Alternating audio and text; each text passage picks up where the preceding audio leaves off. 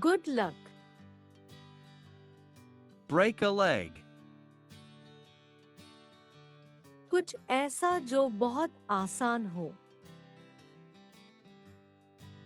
Piece of cake. कठिन या अप्रिय स्थिति का साहस के साथ सामना करना. Bite the bullet. कोई बात एकदम सही करना या कहना. Hit the nail on the head. बहुत महंगा. Cost an arm and a leg. कुछ ऐसा जो बहुत कम होता है. Once in a blue moon. धैर्य रखे या एक क्षण प्रतीक्षा करे.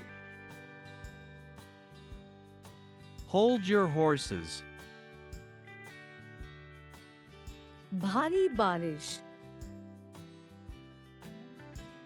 Raining cats and dogs.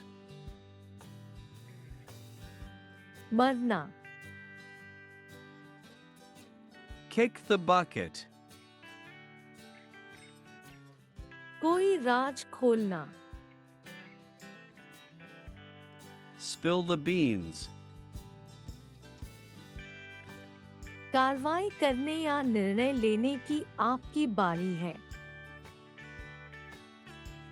The ball is in your court. मुख्य विषय को टालना, प्रत्यक्ष ना होना. Beat around the bush. किसी बात पर पूरी तरह विश्वास ना करना या शंकालु होना. Take it with a grain of salt.